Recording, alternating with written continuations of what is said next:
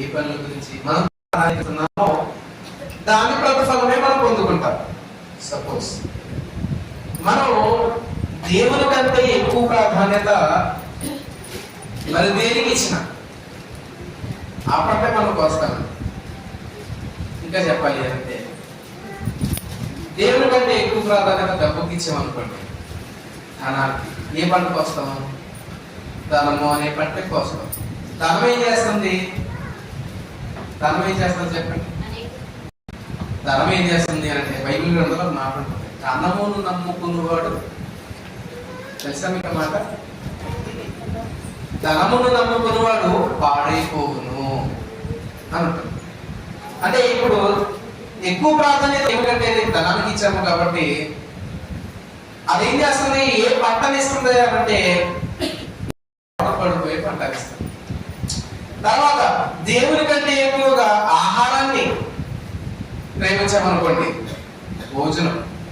భోజనాన్ని ఇద్దామనుకోండి, ఏమవుతుంది? భోజనం అనే పంటకి వస్తాం. దీనివల్ల ప్రతిఫలం ఏంటి మనకి ఏంటంటే ఏముంటదండి? పొద్దున్న తినాలి మధ్యాహ్నానికి, మధ్యాహ్నం తినాలి సాయంత్రానికి, రాత్రి తినాలి పొద్దునకి. ఏమవుతుంది? బహిర్భూమిలో విడవబడతారు. భోజనం వల్ల వచ్చే పంట ఎలా ఉంది? ఏమి విత్తుతామో ఆ పంటనే కోస్తామంటండి. తర్వాత మనం ద్వేషము, కోపము, ఆగ్రహము ఇలాంటివి విత్తామనుకోండి, మనం కూడా ఏ పంట కోస్తాం? మనం కూడా అవే కోస్తామంట. దేవుడు అదే అంటున్నాడు, మనుష్యుడు ఏ పంట విత్తునో దానినే కోస్తాడట. ఇప్పుడు దేవుని విషయంలో దేవుని విత్తామనుకోండి, ఏ పంటకు వస్తాం మనం? దేవుడు అనే పంటనే కోస్తాం. ఇప్పుడు దేవుడి వల్ల ఏమొస్తుంది చెప్పండి? డబ్బు వల్ల, డబ్బును నమ్ముకుంటే ఏమైపోతుందో తెలుసా?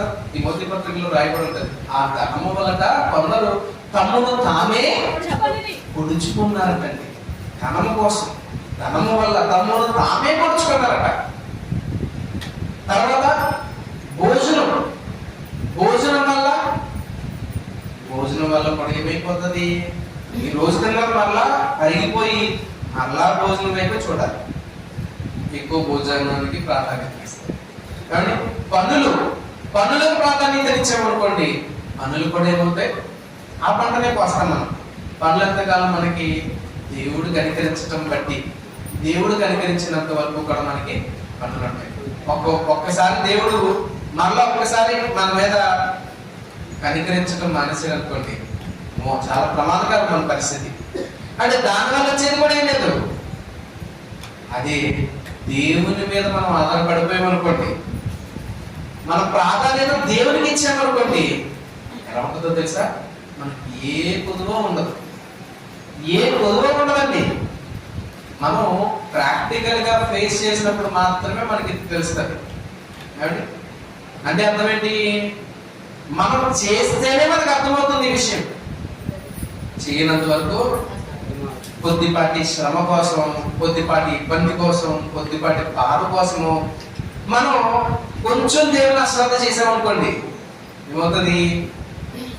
దేవుడు కూడా అలాగే చూస్తాడు. అదే దేవుని మీద ఆధారపడిపోయామనుకోండి, మనకి ఏం లేనప్పటికీ కూడా, ఏం లేకపోయినా ఏం చేస్తారు దేవుడు? మీకు అందరికీ ఒక విషయం తెలుసు, సారేపతి విధవరాలు తెలుసు కదా? సారేపతి విధవరాలు దేశంలో కరువు వచ్చిందటండి. దేశంలో కరువు వచ్చినప్పుడు ప్రవక్తను పంపించాడు దేవుడు ఆవిడ దగ్గరికి. ప్రవక్తను పంపిస్తే ఏమైంది? ఆ ప్రవక్త వచ్చి, అమ్మ నీకు ఏముందో నాకు పెట్టంటే, అయ్యా నా దగ్గర తొట్టిలో కొంచెం పట్టెడు పిండి, గుడ్డులో కొంచెం నూనె ఉంది అంతేనయ్యా. అది కూడా నాతోటి మా అబ్బాయి నోటి చెరుకు రొట్టె ఉన్నది అంతే, అవి కాచుకుని తినేసి ఎంతకాలం బతికి చచ్చిపోదాం అనుకుంటున్నామయ్యా అని ఆవిడ అనుకుందట. అనుకున్నప్పుడు దేవుడు ఏం చేశాడు తెలుసా? ఆవిడ ఏం చేసి, ఈయన ప్రవక్త అడిగారు, అమ్మ నాకు పెట్టే తర్వాత అనగానే ప్రవక్తకి పెట్టిన తర్వాత మొత్తం ఇంకా తాగట్లేదు కండి. ఇప్పుడు దేవుడు ఇస్తాడానంటే దేవుడు ఇస్తాడని చెప్పట్లేదు కానీ, ఇప్పుడు అలాగే చెప్పట్లేదు. దేవునికి ప్రాధాన్యత మనం ఇచ్చామనుకోండి, దేవుడు ఏం చేస్తాడు? మళ్ళీ దేవుడు ఉన్నతమైన స్థాయిలోనికి మనం నిలబెడతాడు, ఖచ్చితంగా తీసుకుని వెళ్తాడు. అయితే ఇప్పుడు మనం దేనికి ఎక్కువ ప్రాధాన్యత ఇస్తున్నాం? దేవునికి ఎక్కువ ప్రాధాన్యత ఇస్తున్నామా? ఇచ్చారు కాబట్టి మీరు అందరూ వచ్చారు. ఇవ్వకపోతే అందరూ వెళ్ళిపోయారండి. అందరూ వెళ్ళిపోయారా? మన బంధువులు ఉన్నా కూడా మనం ఏం చేయాలి? దేవుని సన్నిధికి తీసుకొచ్చేయాలి. మనం ఏం చేస్తాం తెలుసా? రాకరాకు వచ్చారు కదండి. రాకరాకు వచ్చినప్పుడు మనం ఏం చేయాలండి? వాళ్ళ కోసం అన్ని చేయాలి. అక్కడ అన్ని విధంగా ఫోకస్. ఎవరికి ఇచ్చాము ప్రాధాన్యత? బంధువులకి ఇచ్చాము. ఏ పంట కోస్తాం మనం? ఆ పంటనే కోస్తాం. ఆ పంటలకు వచ్చినప్పుడు ఏమవుతుంది? రోజులు ఒకలాగా ఉంటాయండి, ఉండవు కదా. మనుషులు మారిపోతాం కదండి. మనం మారొచ్చు, వాళ్ళు మారొచ్చు. మనం ఎవరినైతే నమ్ముతున్నామో వాళ్ళే మనకి తిరగచ్చు, ఏమైనా చేయొచ్చు. అదే వాళ్ళని కూడా దేవుని సన్నిధికి తీసుకొచ్చేసాం అనుకోండి, దేవుని సన్నిధికి వచ్చేసినారు, దేవుని సన్నిధిలో గడిపామనుకోండి, ఎంతసేపు మా అంటే 2 గంటలు.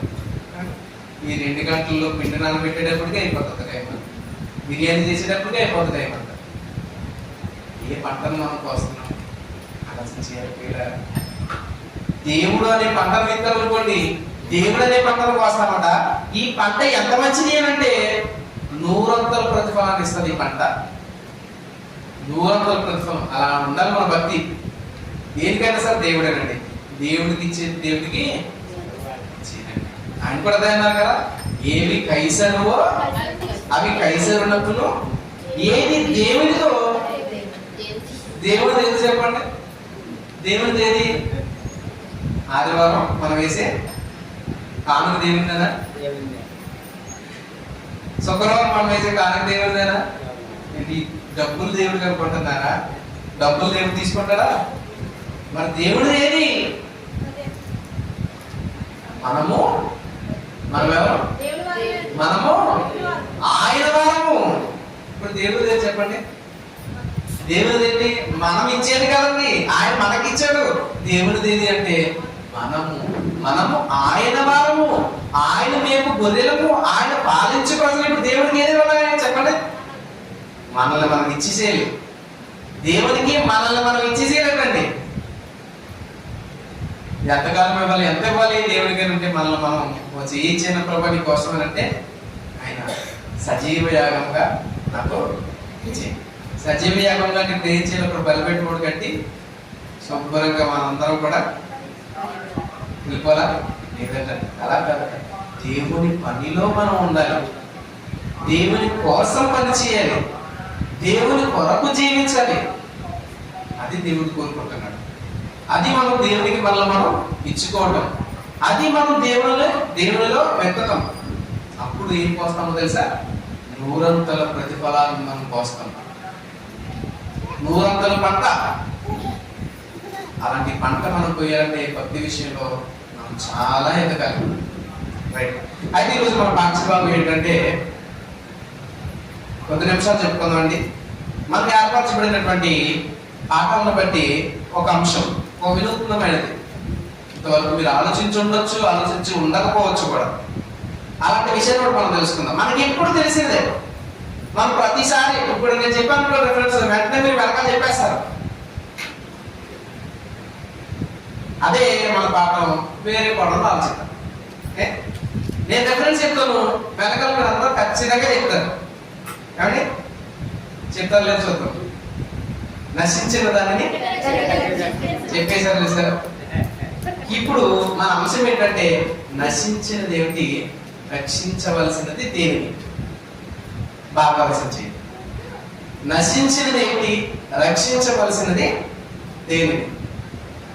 ఒకసారి మనం ఆలోచించండి. ఎన్నో సంవత్సరాల నుంచి మనం పెట్టాము, మనకు నోటెడ్ అయిపోయింది కాబట్టి వెంటనే చెప్పేశాం. నశించిన దానిని వెనక రక్షించడానికి. ఇది నశించింది ఏంటి, రక్షించవలసింది దేన్ని? ఏం నశించిపోయింది? నశించుట లేదా నశించుకోవడం అంటే అర్థం ఏంటి? నశించుకోవడం అంటే పాడైపోవటం, పూర్తిగా పోవటం, పాడైపోవటం. లేదంటే ఇదే విషయాన్ని ఒక జంతువు దగ్గరికి నశించిపోయిందంటే ఏం చెప్తాం మనం? చచ్చిపోయింది. చచ్చిపోయింది. ఇదే విషయం వస్తువు దగ్గరికి వెళ్తే పాడైపోయింది. నశించిపోయినది ఏంటి? ఇప్పుడు ఏం నశించిపోతున్నాయి చెప్పండి? ఈ భూమి మీద ఏమేమి ఉన్నాయి? ఏమేమి ఉన్నాయి నశించిపోయేవి? చాలా జాగ్రత్తగా ఉన్నాయి. ఏమేమి ఉన్నాయి నశించిపోయేవి? పక్షులు నశించిపోతున్నాయి, జంతువులు నశించిపోతున్నాయి, చెట్లు నశించిపోతున్నాయి, ఆఖరికి మనుషులు కూడా నశించిపోతున్నారు, వస్తువులు కూడా నశించిపోతున్నాయి, అవునా కదా? మరి ఏది నశించిపోతుంది? ఏ నశించిపోయే దేనికోసం మనిషి కుమారుడు వచ్చాడు అని ఆలోచించి ఎలా నశించిపోతుంది? ఇప్పుడు ఒక వస్తువు నశించిపోయింది అనుకోండి, అది నాశనం అయిపోయింది, నశించిపోయిందా మనం ఎలా చెప్తాము? ఏమండి, నాశనం అయిపోయిందా మనం ఎలా చెప్తాము అంటే, ఉదాహరణకి ఒక బండి ఉందనుకోండి, ఆ బండి దానికి యాక్సిడెంట్ అయ్యి మొత్తం పిప్పి కింద అయిపోయింది, ఏ పాటు కాబట్టి వచ్చేసి ఏమంటాం మనం? బండి ఏమైపోయింది? నాశనం అయిపోయింది. బండి ఏమైపోయింది? నాశనం అయిపోయింది, నశించిపోయింది. తర్వాత ఏదైనా మనం కొనుక్కున్న ఏదైనా ఒక వస్తువు అది పూర్తిగా పాడైపోయింది అనుకోండి, ఏమైపోయింది? నశించిపోయింది. తల్లులు చీరలు కొనుక్కుంటారు, ఒక్కోసారి ఒకవేళ ఇంట్లో ఎలగలు కొట్టేసి అనుకోండి, ఏమైపోయింది? మళ్ళీ కట్టడానికి అవకాశం ఉంటుందా? మళ్ళీ కట్టడానికి అవకాశం ఉండదు. ఎందుకు? నాశనం అయిపోయింది. ఎన్ని రూపాయలు కొన్నా, ఎన్ని వేల రూపాయలు పెట్టుకున్నా, ఎన్ని వేల రూపాయలు ఉంటుంది? 100 రూపాయల దగ్గర నుంచి లక్షల వరకు ఉంది. ఎంత వెల పెట్టి కొన్నా చిన్న ఎలక కొట్టిందంటే మళ్ళా కట్టాలి. ఎందుకు? నాశనం అయిపోయింది, పనికి రాకుండా పోయింది. నాశనం అయిపోవటం అంటే అర్థం ఏంటి? పనికి రాకుండా పోవటం, పాడైపోవటం. ఇప్పుడు ఏది నశించిపోయిందో మనం ఆలోచన చేయాలి. ఏది నశించిపోయింది? ఎలా నశించిపోయింది?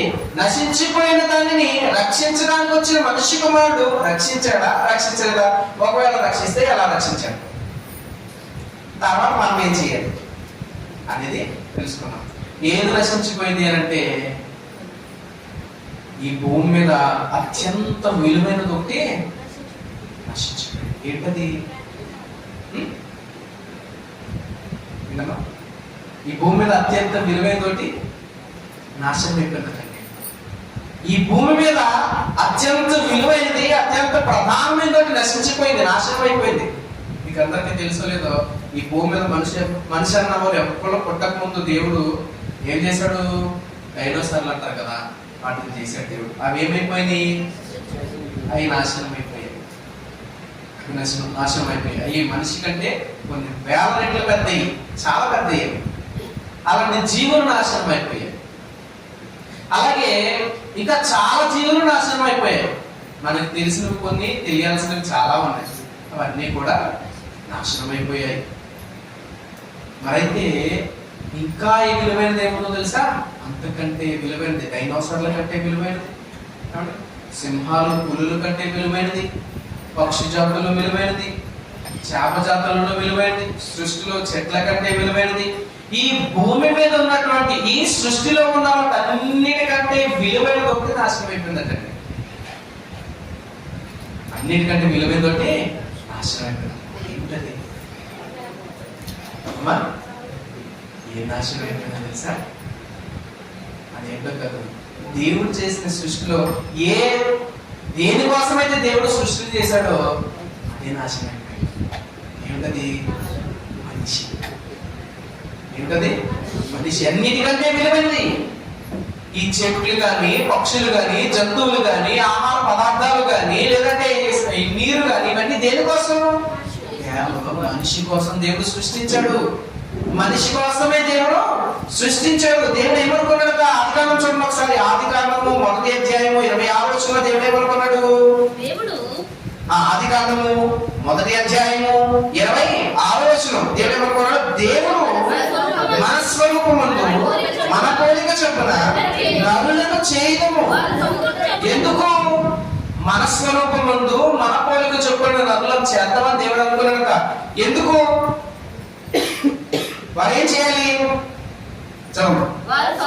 వారు సముద్రపు చేపలను, ఆకాశ పక్షులను, పశువులను, సమస్త భూమిని, భూమి మీద ప్రాకు ప్రతి జంతువును ఏలుదురుగాక. అంటే ఈ భూమి మీద అన్నిటికీ కూడా అధికారం ఇచ్చేదానికి మనిషికి దేవుడు అధికారం ఇచ్చాడు అంటే మనిషి ఎంత విలువైనడో మనం అర్థం చేసుకోలేము. ఒక్కొక్కసారి మనం అనుకుంటాం, ఛీ నేను ఎందుకు నా బతుకు, దేనికి నేను ఉపకారం, నేను దేనికి ఉపకారం కాదు, నేను దేనికి ఉపకారం కాదు అని అనుకుంటామే. మనం తెలుసుకోవాల్సింది ఏంటో తెలుసా, దేనికి ఉపకారం లేకపోవడం కాదు, దేవుడు మనల్ని దేనికి నియమించాడు, సమస్త భూమిని ఏలడానికి నియమించాడు దేవుడు మనల్ని. వారు సముద్రపు చేపలను, ఆకాశ పక్షులను, పశువులను, సమస్త భూమిని, భూమి మీద ప్రాకు ప్రతి జంతువును ఎలుగుల దాకా అని పలికారట దేవుడు. అన్నిటినీ ఏలమని దేవుడు పలికారట. అంటే మనం ఎంత విలువైన వాళ్ళమో ఒకసారి మనం ఆలోచన చేసుకోవాలి. ఎంత విలువైన జీవితం దేవుడు మనకి ఇచ్చాడు ఒకసారి మనం ఆలోచన చేసుకోవాలండి. అయితే ఇంత విలువైన జీవితాన్ని ఇచ్చినటువంటి మనిషి ఏమైపోయాడు తెలుసా, నశించిపోయాడట. ఎలా నశించిపోయాడు, ఎలా నశించిపోయాడు మనిషి, మానవ జాతి ఎలా నశించిపోయింది అని ఆలోచన చేస్తే మనందరికీ తెలిసిన వాక్యం ఎఫెసీ పత్రిక 2వ అధ్యాయం 1వ వచనం ఉంది. ఎలా నశించిపోయింది మానవ జాతి, ఎఫెసీయులకు రాసిన పత్రిక 2వ అధ్యాయం 1వ వచనం, మీ అపరాధముల చేతను పాపముల చేతను చచ్చిపోయారు. నశించిపోయారు. నశించిపోవడం అంటే మనం తెలుసుకున్నాం కదండి, నశించిపోవడం అంటే పూర్తిగా పాడైపోవడం.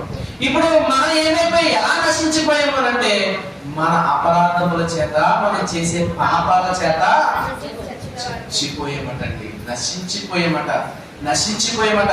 ఇప్పుడు నశించిపోయిన దానిని మనిషి కుమారుడు ఏం చేయడానికి వచ్చారట, వెదకి వెదకి వెదకి వెదకి ఎక్కడెక్కడ నశించిపోయిందా అని. ఏదైనా పోగొట్టుకున్నాం అనుకోండి, 10,000 పోగొట్టుకున్నాం అనుకోండి, ఇంట్లోనే వీధిలోనే 10,000 పెట్టాం, ఎక్కడ పెట్టామో తెలియదు, గుర్తు రావట్లేదు. ఎలా ఉంటుంది మన పరిస్థితి? ఇంట్లోనే డబ్బులు తీసుకొచ్చి అప్పుడే ఒక్క 10,000 లోపల పెట్టామండి, కనిపించడం లేదు, ఎక్కడ పెట్టామో గుర్తు లేదు, మర్చిపోయాం. బయట లోపల బట్టలు బయటికి, బయట బట్టలు లోపలికి, మొత్తం అన్నీ తీసేసి, బట్టలన్నీ తీసేసి అన్ని తీసేస్తాం దొరికే దాకా. ఎలా వెతుకుతాము అండి, ఎలా వెతుకుతాము? అందరూ వచ్చేస్తుంది, ఏమైపోయింది ఏమైపోయింది ఏమైపోయింది, అవునా? ఎంతగా అందరూ వచ్చేస్తుందా మనకి. కనిపించకపోతే ఒక్కసారి డబ్బులు కనిపించిన తర్వాత ఏమన్నా చెప్పండి, కనిపించేంత వరకు రాద్దాంతం చేసేస్తాం. చిరకు వచ్చేస్తుంది, కోపం వచ్చేస్తుంది, భయం వేసేస్తుంది, బాగా వేసేస్తుంది. డబ్బులు ఏమైపోయినాయి, డబ్బులు ఏమైపోయినాయి, డబ్బులు ఏమైపోయినాయి, వాళ్ళు అడుగుతాం, వీళ్ళు అడుగుతాం, మీరు తీసారా, తాళాలు తీసారా, ఏం చేశారు? ఒక్కసారి డబ్బులు కనిపించి కానీ ఎలా ఉంటది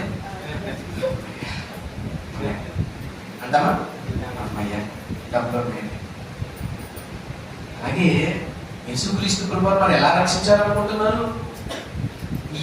ఎవరు నశించిపోయారో వాళ్ళందరినీ కూడా నశించిన దానిని వెతికి వెతికి వెతికి వెతికి ఎక్కడెక్కడ ఉన్నారు?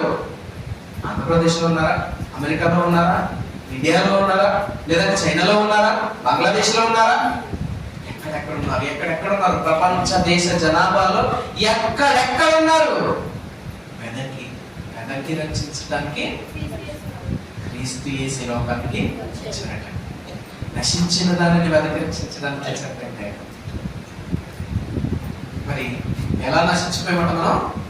అపరాధముల చేతను పాపముల చేతను. అపరాధము చేయని వాళ్ళు ఎవరైనా ఉన్నారా? పాపము చేయని మనిషి ఎవరైనా ఉన్నారా? ఒకవేళ నేను ఏ పాపం చేయలేదు అని ఎవరన్నా అనుకున్నారనుకోండి, మనస్సాక్షి లోపల ఏం చేస్తుంది తెలుసా? గర్తించేస్తుంది. నువ్వు పాపం చేయలేదా, నువ్వు పాపం చేయలేదా, నువ్వు ఏ పాపం చేయలేదా. మనం బయటకు అబద్ధం చెప్పినా కానీ లోపల మనస్సాక్షి ఊరుకోదండి, గర్తిస్తూ ఉంటది. నువ్వు పాపం చేయలేదా, నువ్వు పాపం చేయలేదా, మాట మాటికి గుర్తు చేస్తూనే ఉంటది. నువ్వు పాపం చేసావు, నువ్వు పాపం చేసావు, నువ్వు పాపం చేసావు. అందుకే కదా యేసుక్రీస్తు ప్రభు వారు ఒక స్త్రీ పాపం చేస్తుండగా, వ్యభిచారం చేస్తుండగా పట్టబడితే రాళ్ళతో కూడా చంపేమని చెప్తుంది కదా ధర్మశాస్త్రం. మరి నువ్వేం చెప్తావు అని అనగానే అవును కొట్టేయాలి, నిజమే, సరే నేను పని చెప్తాను. మీలో ఏ పాపం చేయని వారు ఎవరైనా ఉంటే వాళ్ళే మొదట రాయేయండి. వాళ్ళు చంపేయడానికి అర్హులు, వాళ్ళు రాయితో పట్టడానికి అర్హులు. పాపం చేయని మనిషి ఎవరైనా ఉన్నారా? అని అడగగానేనట అక్కడ ఒక మాట ఉంటుందండి, చిన్న బాలుడు మొదలుకొని వృద్ధుల వరకు. చూద్దాం మాట చూద్దాం. యోహాను సువార్త 8వ అధ్యాయం. యోహాను సువార్త 8వ అధ్యాయం.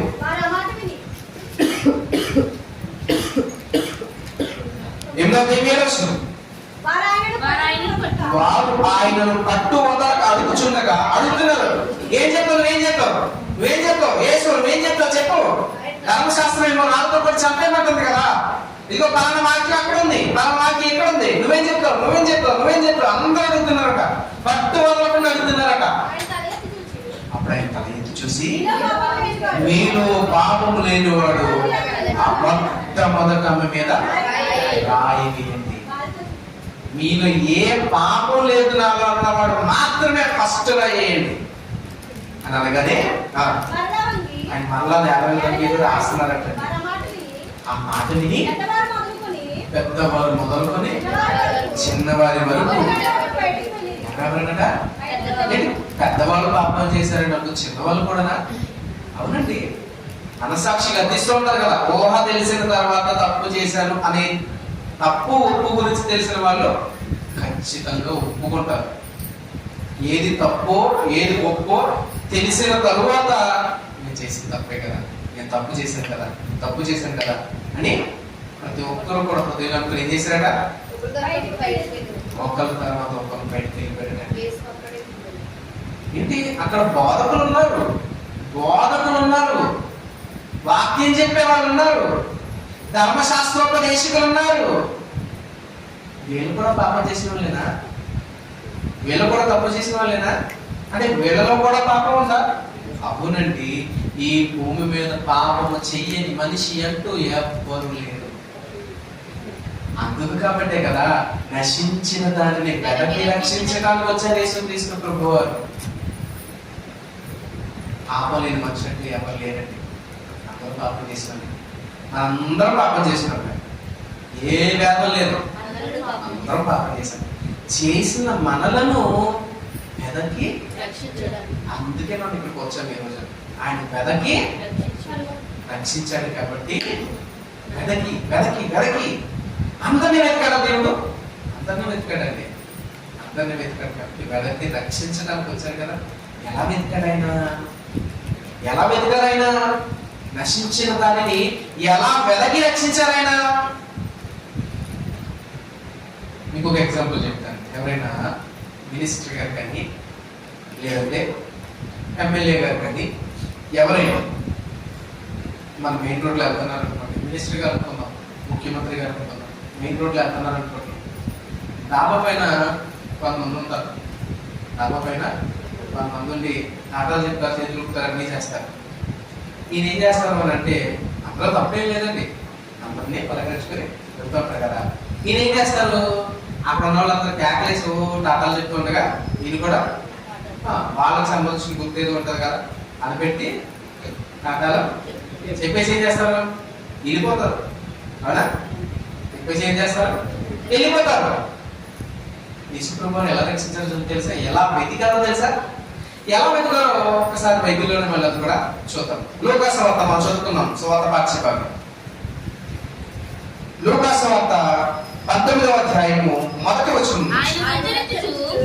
లూకా సువార్త 19వ మొదటి వచనం. ఆయన సంచరించుచు యెరికో పట్టణంలో ప్రవేశించి దాని గుండా పోవచ్చుండెను. యెరికో అనే ఒక పట్టణం ఉంది, ఆ పట్టణంలో నుంచి యేసు ప్రభువు వారు వెళ్తున్నారట. ఇదిగో సుంకపు కొత్తదారులను ధనవంతులు లేని జక్కయ్యను పేరు ఒకడు యేసు ఎవరో అని చూడాలని అనుకున్నారట. ఇప్పుడు కూడా చాలా మంది యేసు ప్రభు ఎన్నో కార్యాలు చేస్తారంట కదా, యేసు ప్రభు గొప్పవారంట కదా, యేసు ప్రభు మంచిదేవుడు అంట కదా, యేసు ప్రభు ఏమడినా చేస్తారంట కదా అని అసలు ఎలా ఉంటుందో చూద్దామని కొంతమంది మందిరానికి వచ్చిన వారు కూడా లేకపోలేదు. అప్పుడు దేవుని తెలుసుకొని దేవునికి లోబడిపోయి ఈయనే కదా దేవుడు అనుకుని అప్పటి నుంచి దేవుని సన్నిధిలో పోయిన వాళ్ళు కూడా లేకపోలేదు. అసలు ఎలా ఉంటుందో చూద్దాం అని అనుకుని వచ్చిన వాళ్ళు చాలా మంది ఉన్నారు. అసలు ఎలా ఉంటుంది, ఇప్పుడు దాకా మనం చూసిన ఒకలాగా ఉన్నాయి కదా, ఇప్పుడు మనం కూడా చూద్దాం అసలు ఎలా ఉంటుందో చూద్దాం ముందు అని అనుకుని వచ్చిన వాళ్ళు ఒళ్ళు ఉందండి. అలా వచ్చి దేవుని సేవ చేసిన వాళ్ళు కూడా చాలా మంది ఉన్నారు. దేవుని ప్రేమ తెలుసుకొని దేవుని అర్థం చేసుకొని మారు మనసు పొందిన వాళ్ళు చాలా మంది ఉన్నారు. అయితే ఈ జక్కయ్య కూడా ఈయన ఎవరికి సుంకపు కొత్తదారుడు, అంటే ఇన్కమ్ ట్యాక్స్ కలెక్ట్ చేసుకునేవాడు. ఈయన ట్యాక్స్ కలెక్ట్ చేసుకుంటాడు. దీని గురించి రాయబడింది. అయితే యేసు ఎవరో చూడలేదట, చూడాలనుకున్నారట. చాలా మంది చెప్తారు కదండి, ఎవరు యేసు అండి, ఆయన ప్రవక్త అంటున్నారు, క్రీస్తు అంటున్నారు, మన చచ్చిపోయిన బతికించేసాడండి. అప్పుడు ఎలా ఉంటది? నిజమా?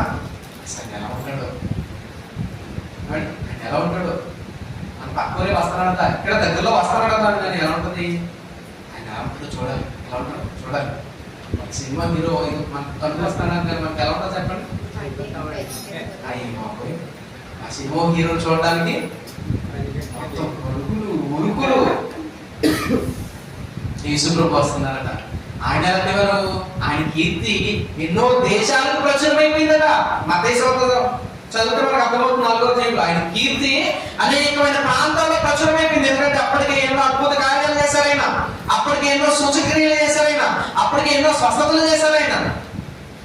అన్ని స్వస్థతలు చేసిన తర్వాత అసలు ఈయన ఎవరో, ఎలా ఉంటారో చూద్దామని అనుకున్నారట. నేను కాకపోతే ఈయన ఎవరో పుట్టోడు.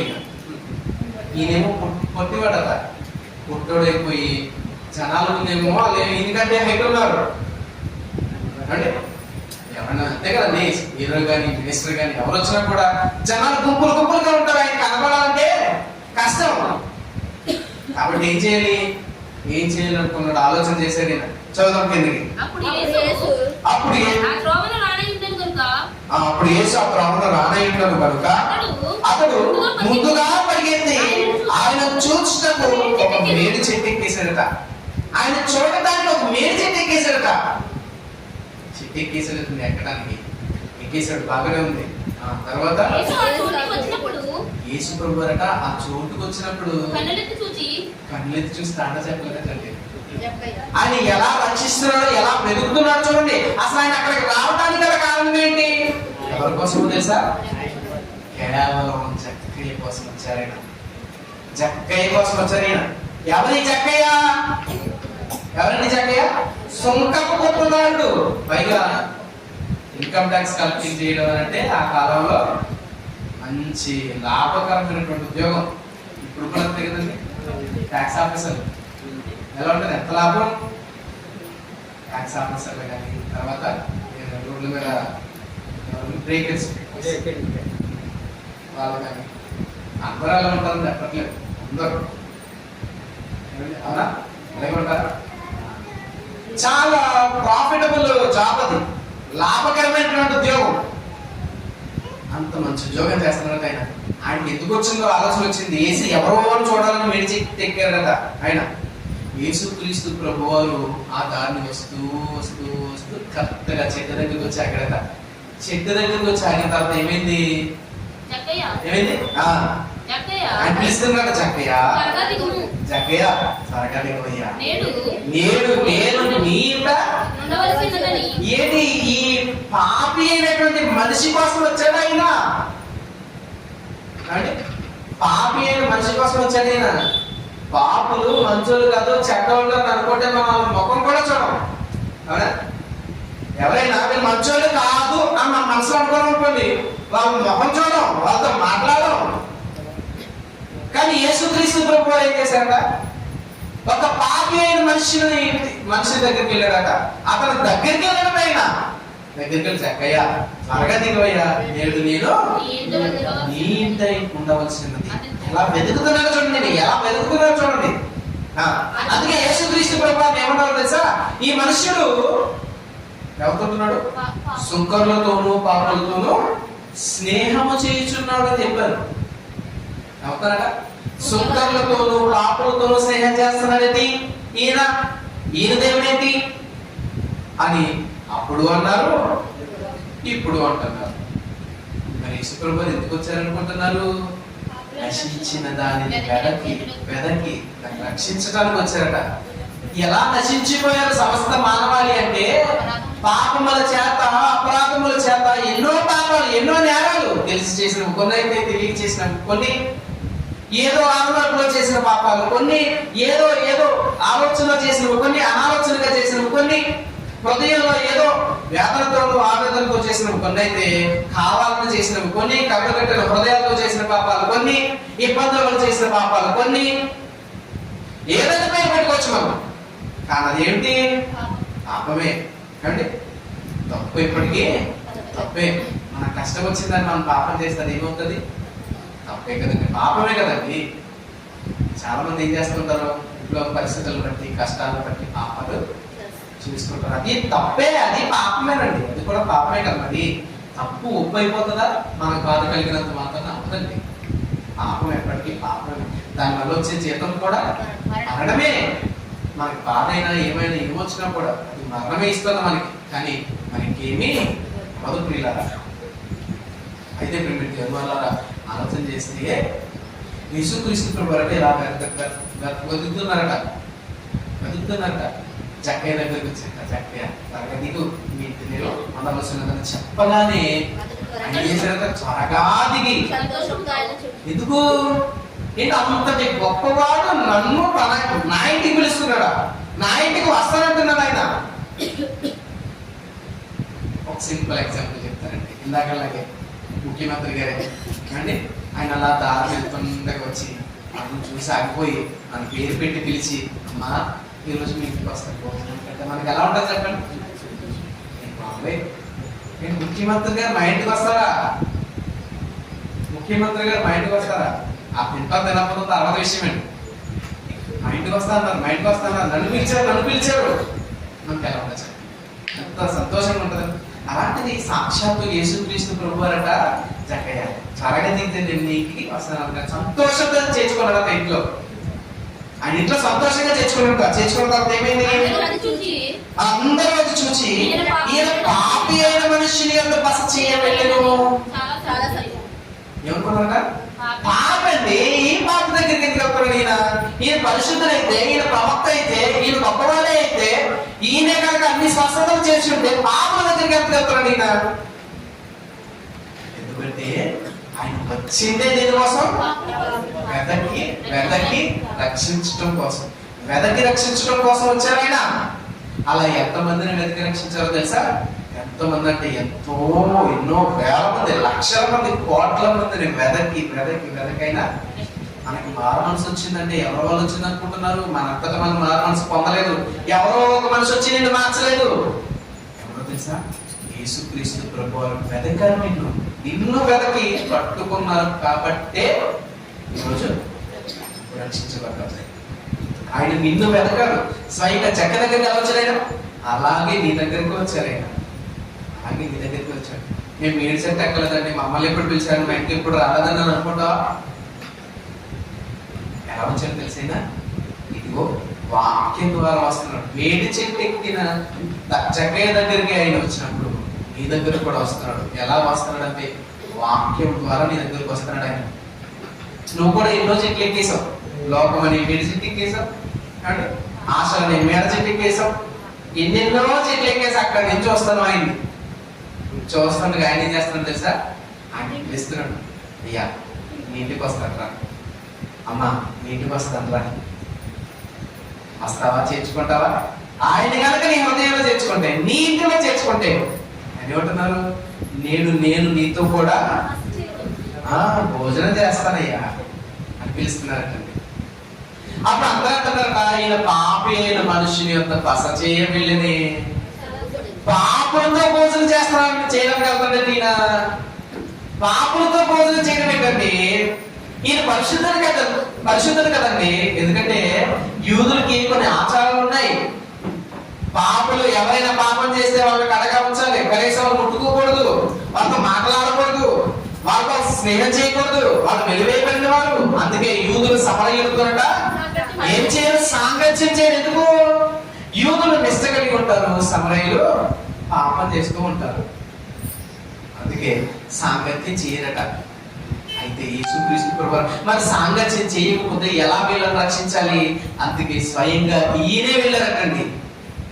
సాహసం చేసి నశించిన దాన్ని ఎలా వెదకి రక్షిస్తున్నారో చూడండి. ఈయన కేవలం ఒక చక్కయ్య కోసం ఆయన చెట్టు ఎక్కారా? ఆయన జక్కయ్య కోసం ఎరుకు పట్టణం వైపు వెళ్ళారా? ఆయన ఏం గొప్పవాడప్పని, గొప్పవాడు కాదు, మంచివాడప్పని, మంచివాడని చెప్పడం లేదు. జనులందరూ ఇచ్చిన సాక్ష్యం స్టేట్మెంట్ ఏంటి? పాపి అయిన మనుషులు అని చెప్తున్నారంటే ఈయన ఎలాంటి వాడు మనం ఆలోచన చేసుకోవాలి. ఏమంటే ఈ మనిషి కదా పాపి అని చెప్తున్నారు. పాపి అని చెప్తున్నాడంటే ఈ మనిషి ఎలాంటి వాడు ఏంటంటాడు? డబ్బులు కలెక్టింగ్ చేసుకునేవాడు. ఏమంటే ఎలాంటి డబ్బులు? ఫైన్ మీద ఫైన్, 2 రోజులు లేట్ అయిందా ఫైన్, ఇంకో 2 రోజులు లేట్ అయిందా ఫైన్, ఫైన్ ఫైన్ మీద ఫైన్. అప్పుడు చేర్చుకున్నాడు కదా. ఈరోజు మనలో కూడా అలాగే దేవుడు పిలుస్తున్నాడు.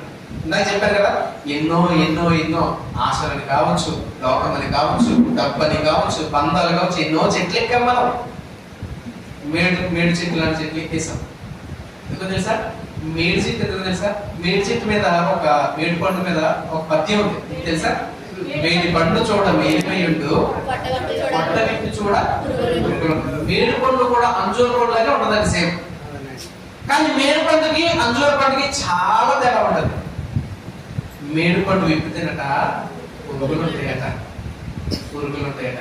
ఈ లోకం కూడా మనకి మేడి పండులా ఉంది. చూడటానికి, పైకి చూడటానికి ఎంతో బాగుంటది, కానీ లోపల పురుగు, కీడు, చెడు అంతా కూడా. అక్కడి నుంచి దిగయ్యా దిగయ్యా పిలుస్తున్నాడు దేవుడు. ఎన్నో ఎన్నో ఎన్నో చెట్లు ఎక్కేసాం మనం, ఎంతో పైకి ఎక్కేసాం. అక్కడి నుంచి దిగేయాలండి, పిలుస్తున్నాడు దేవుడు. నశించిన దానిని వెనక్కి రక్షించడానికి ఈరోజు నీ దగ్గరికి వచ్చాడు, మన దగ్గరికి వచ్చాడు. వెనక్కి రక్షించడానికైనా వచ్చాడా? ఆయన ఏమన్నారు? పాపి అయిన మనుషుని యొద్ద బస చేయవలెనని అనుకున్నారట. నీ మంచి పాపుల దగ్గర ఉంటున్నాడు, పాపుల దగ్గర ఉంటున్నాడు, పాపుల దగ్గర ఉంటున్నాడు. ఎంతసేపు ఆ సిగరెట్ కాల్చే వాళ్ళ దగ్గర ఉంటున్నాడు, మందు తాగే వాళ్ళ దగ్గర ఉంటున్నాడు. ఎంతసేపు వీళ్ళతో మాట్లాడుతున్నాడు, వాళ్ళతో మాట్లాడుతున్నాడు. ఏంటని ఈయన వాక్యం చెప్తున్నారు, ఈయన ప్రవక్త అని అడుగుతున్నారండి. అర్థమయ్యేలా చెప్పాలి. అప్పుడు ఈయన ఏం చేస్తారో అర్థం కావాలి. అప్పుడు ఆయన ఏం చేశాడో తెలుసా? రక్షించేస్తాడు అనమాట. ఈయన నశించిపోయాడు కదా, నశించిపోయిన ఇతరులను రక్షించేస్తాడు ఆయన. ఏమైపోయింది? రక్షించేశాడు. అప్పుడు ఆ జక్కయ్య, అప్పటి వరకు పాపిగా ఉండి ఎన్నో పాపాలు చేసిన జక్కయ్య ఏమైపోయాడు? జక్కయ్య నిలువబడి, ఇదిగో ప్రభువా నా ఆస్తిలో సగం చేస్తానయ్యా పేదలకి. ఎంత గొప్ప మాట వింటున్నాడు, అన్ని వింటున్నాడండి. ఈయన ఇంతటి గొప్పవాడే అయితే, ఇంతటి గొప్పవాడైన ఈయన నా దగ్గరికి ఎందుకు వచ్చాడు? నా దగ్గరకు వచ్చి నన్ను అందరూ కూడా ఇలా చూస్తుంటే నాతో ఎవరు సరిగా ఉండలే, అలాంటి నా దగ్గరకు వచ్చాడండి. ఎంత గొప్పవాడు. నేను చేసింది చాలా తప్పు. ఆయన చూడగానే ఈయన పాపాలు గుర్తొచ్చేసినాయండి. ఆయన చూడగానే ఈయన పాపాలు గుర్తొచ్చేసి వదిలేశాడు. ప్రభువా నా ఆస్తిలో సగం పేదలకు ఇచ్చేస్తున్నానయ్యా.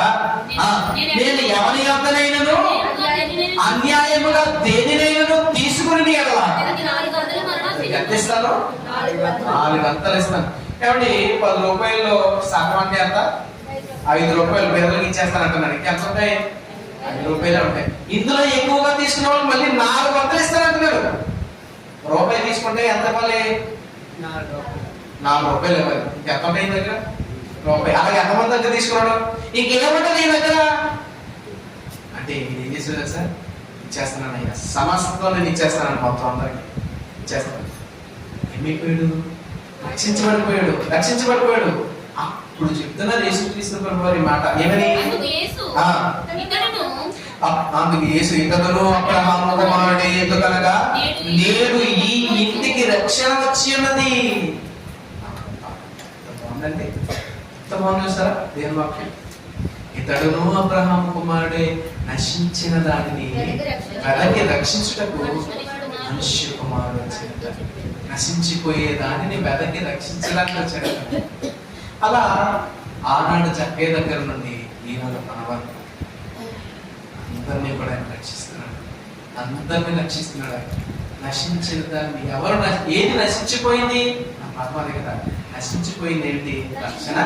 రక్షించవలసింది ఏది నశించిపోతుంది అంటే ఇదిగో సమస్త మానవాళి కూడా ఏమైపోతుందా? పాపం చేయకుండా ఉన్న వాళ్ళు ఎవరు లేనట్టండి, అందరూ పాపం చేసినట్టు. అలా అందరిని రక్షించడానికి యేసు ప్రభు ఈ భూమికి వచ్చారట. నశించినది ఏమిటి అంటే మనుషులు. రక్షించవలసింది ఏంటి? మనుషులనే. ఎలా రక్షించాలి? ఆనాడు యేసుక్రీస్తు ప్రభువారు పిలిచారు, ఈనాడు కూడా పిలుస్తున్నారు. ఎలా పిలుస్తున్నారు? ఆయన మాకు కనిపించట్లేదే. నిద్రపోయినప్పుడు కళలో కనిపించడం కాదండి, నిద్రపోయినప్పుడు కళలో కనిపించడం కాదు. చాలా మంది ఏం చెప్తారంటే బాప్తిస్మం తీసుకోవాలని ఏముండాలో తెలుసా? ఏముండాలంటారు? పిలుపు ఉండాలంటారు. ఏముండాలి? పిలుపు ఉండాలా? బాప్తిస్మం తీసుకోవాలంటే పిలుపు కదండి. పిలుపు ఎప్పుడు వచ్చిందో తెలుసా? ఇగో వాక్యం వినపడుతుంది, చూసారా? వాక్యం వినపడుతుంది. ఈ వాక్యం వినపడుతుందంటే అర్థమేంటో తెలుసా? దేవుడు నిన్ను పిలుస్తున్నాడు. వాక్యం వినపడుతుందంటే ఇప్పుడు వచ్చే మాటలు ఎవరివి? దేవుని మాటలు. ఎవరు మాట్లాడుతున్నారంటే దేవుని మాటలండి ఇవి. కనిపించేది నేను కాదు, నేనెవరిని? జస్ట్ ఒక బోర్ అంతే. ఏ సేవకుడైనా సరే ఎవరు? జస్ట్ దేవుడు వాడుతున్న ఒక సాధనం అంతే. ఒక టేప్ రికార్డర్ లాంటిది. ఒక టేప్ రికార్డర్ ఏం చేస్తారు? స్విచ్ నొక్కిన వెంటనే మాటలు వస్తాయి, అంతేగా టేప్ రికార్డర్ అంతా మాట్లాడినంటారా? లేదు, దేవుడు మాట్లాడుతున్నారు. అది మాత్రమే గుర్తుపెట్టుకోవాలి. మాట్లాడటం దేవుని మాటల విషయంలో. అయితే దేవుడు మాట్లాడుతున్నాడు. ఎలా మాట్లాడుతున్నాడు? ఇదిగో వాక్యం ద్వారా పిలుస్తున్నాడు. అదే పిలుపు. మళ్ళా నువ్వు ఇంటికి వెళ్ళి ప్రార్థన చేసుకుని పిలుపు వచ్చేలా ప్రార్థన చేస్తూ నీకు పిలుపు రాదు, ఏమి రాదు. ఏదో ఒక అబద్ధం చెప్పాలి అంతే, ఏదో కళ రావాలంతే. దాని గురించి ఆలోచించి పడుకున్నప్పుడు ఏదైనా కళ వస్తే దేవుడు నాకు పిలిచాడు అనుకుంటాం. లేదండి, ఇప్పుడే దేవుడు పిలుస్తున్నాడు.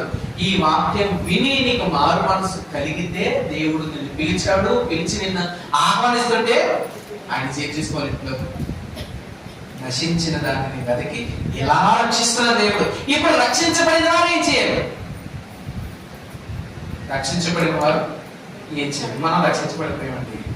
మనం అంటే మనలో ఏ పాపాలు లేకుండా చూసుకోవాలి. ఇప్పుడు మనం రక్షించబడిన తర్వాత కూడా మళ్ళీ పాపం చేసి మళ్ళీ రక్షిస్తారు దేవుడు అనుకుంటే పొరపాటు.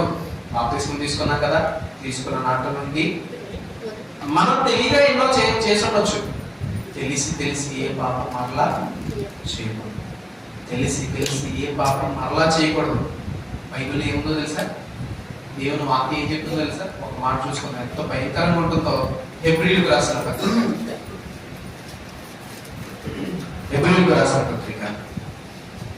10వ అధ్యాయం 26వ వచనం నుంచి.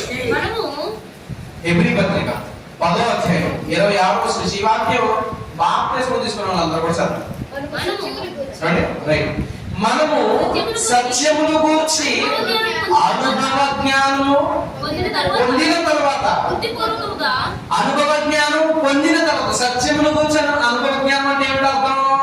వాక్యం ఏమిటి అని తెలుసుకుని, దేవుడు ఏంటి అని తెలుసుకుని, దేవుడు గొప్పవాడు అని తెలుసుకుని, సత్యమును కూర్చిన అనుభవ జ్ఞానము పొందిన తరువాత బుద్ధిపూర్వకముగా అంటే అర్థం ఏంటి?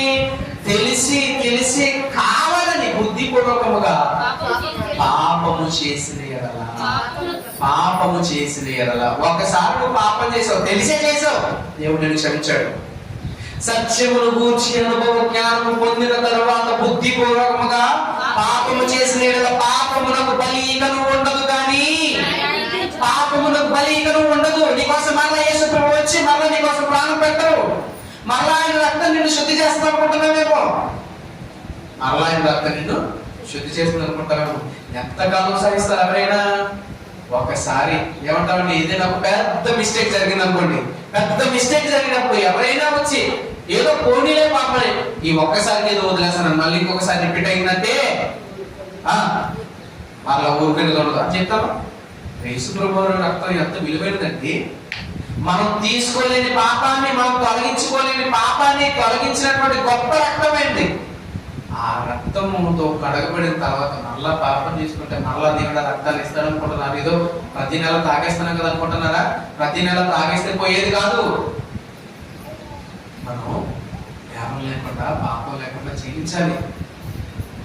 ఆ పాపమునకు బలీకను ఉండదు, కానీ న్యాయపు తీర్పునకు భయముతో ఎదురు చూచుటయు విరోధులను దహింపబో తీక్ష్ణమైన అగ్నియుకను. అంటే అర్థమేంటి తెలుసా? అగ్ని గుండంలో వేసేస్తాను, జాగ్రత్త. బుద్ధిపూర్వకంగా పాపం చేస్తున్నావా? దేవుడు హెచ్చరిస్తున్నాడు. కాబట్టి ఒకవేళ మనం ఇప్పటికే రక్షించబడితే అట్లా లోకం వైపు పాపం వైపు వెళ్ళకూడదు. అయితే రక్షించబడినటువంటి మనం ఏం చేయాలి? యేసుక్రీస్తు ప్రభు రక్షించడానికి వచ్చారు, వెదకారు, రక్షించారు. ఇప్పుడు మనం ఏం చేయాలి? మనము కూడా ఆయన బాటలోనే నడవాలి. మనం ఏం చేయాలి? ఆయన బాటలోనే నడుచుకోవాలండి. దేవుడు ఇశ్రాయేలు ప్రజలకు జ్ఞాపకం చేసి ఇదే విషయం చెప్పారు. పక్కన పాఠ్యభాగంలో తీయదు. ఏమని మోషే గారు చెప్తున్నారు, మోషే ఇదిగో నీ సహోదరులలో నుండి నీ కొరకు ఏం చేస్తాను తెలుసా? ఒక ప్రవక్తను పుట్టిస్తాను. ఆయన మాట నీవు వినాలి. ఆయన మాట వినని వాణిని దాని గురించి విచారణ చేస్తాను. మీరందరూ కూడా ఆయన మాట తప్పనిసరిగా వినవలసినది. వినకపోతే నేను విచారణ చేస్తాను, తీర్పులను తీసుకొస్తాను అని దేవుడు హెచ్చరిస్తున్నాడు. అంటే యేసుక్రీస్తు ప్రభు వారి మాట తప్పనిసరిగా అందరూ కూడా వినాల్సిందేనండి. అయితే ప్రేమ దేవుని వల్ల ఇప్పుడు మనం ఏం చేయాలి అని అనగానే యేసు ప్రభు వారు రక్షించారు, మనం రక్షించబడ్డాము.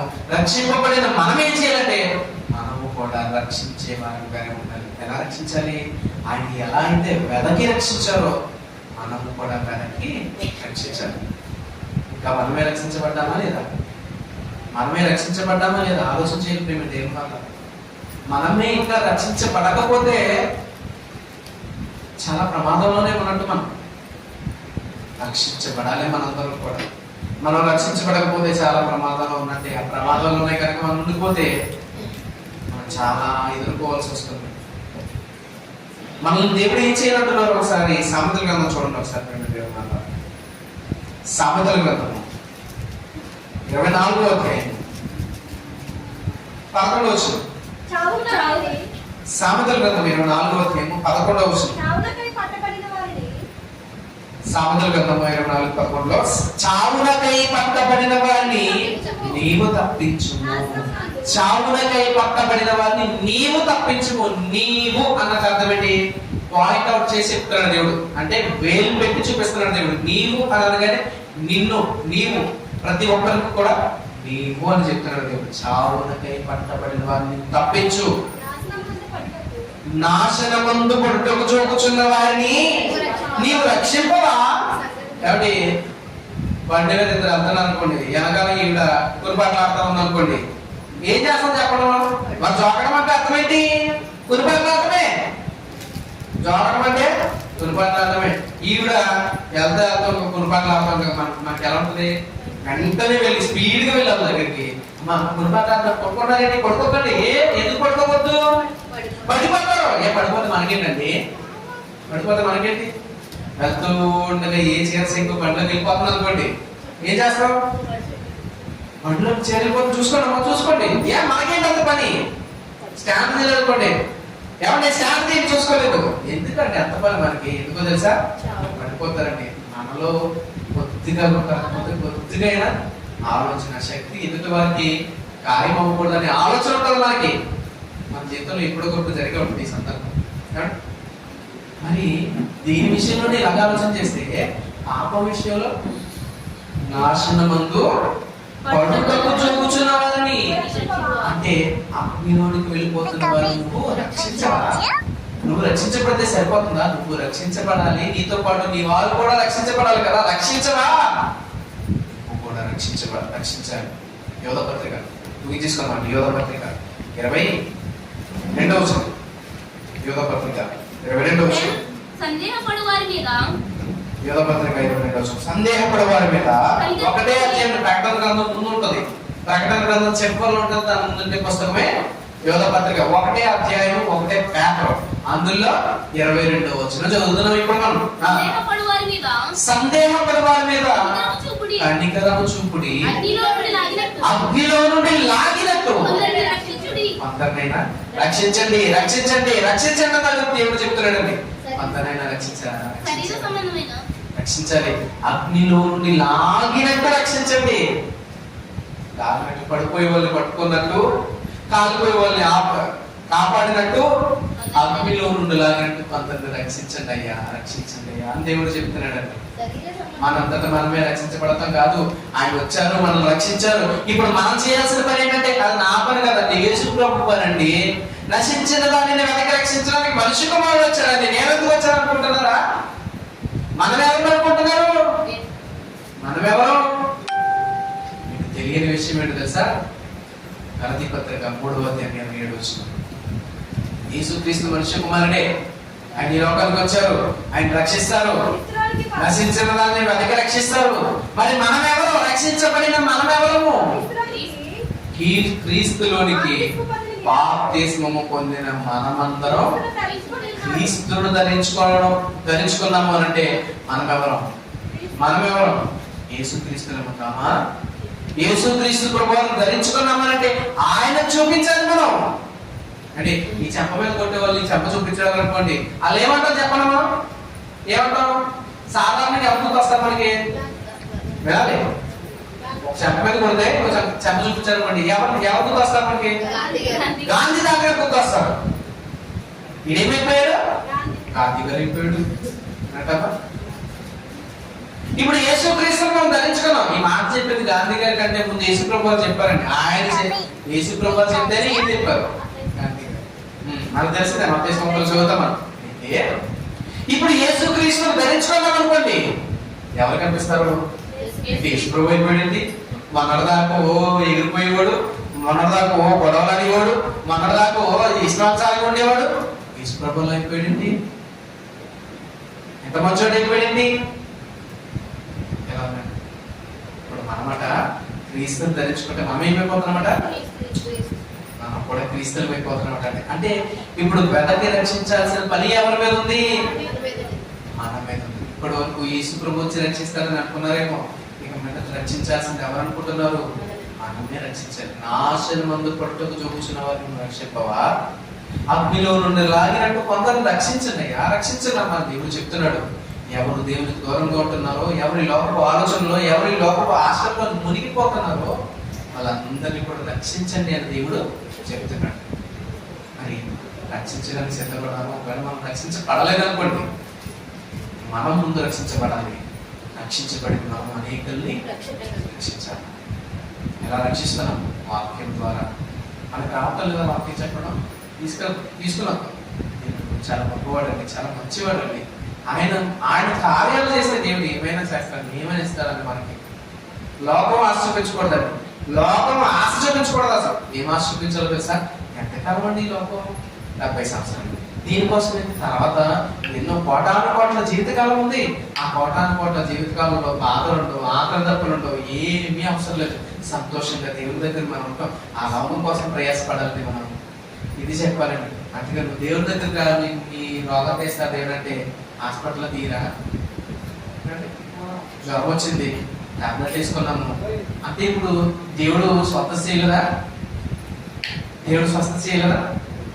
దేవుడు స్వస్థపరచాడనే కదా మందులు ఇచ్చాడు. అందుకే దేవుడు మన విశ్వాసంతో ఉన్నాము, ప్రార్థన చేసుకుంటున్నాం, దేవుడు స్వస్థతని ఇస్తున్నాడు. కాబట్టి పిల్లరా, మనము రక్షించబడి అనేకులను రక్షించాలి.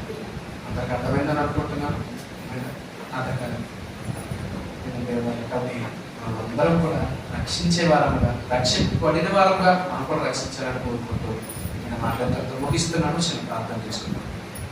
మమ్మల్ని మిక్కిలిగా ప్రేమించిన మా ప్రియ పరలోకమందరిని మాట్లాడి మీ ఘనమైన పరిశుద్ధమైన నామమునకు స్తోత్రములు చెల్లించుకొచ్చిన ప్రభువా, ఒకనాడు మీ కుమారుడిని పంపించారు, మమ్మల్ని రక్షించారు. ఈనాడు మీ కుమారులముగా మమ్మల్ని చేసి మేము రక్షించాలి అని ప్రభు, మేము కూడా రక్షింపగలము అని మీ వాక్యం అందరూ రుజువు చేశారు. అందరం కూడా ఆ వాక్యానుసారం నడుచుకుని రక్షణ లేని వారికి రక్షణను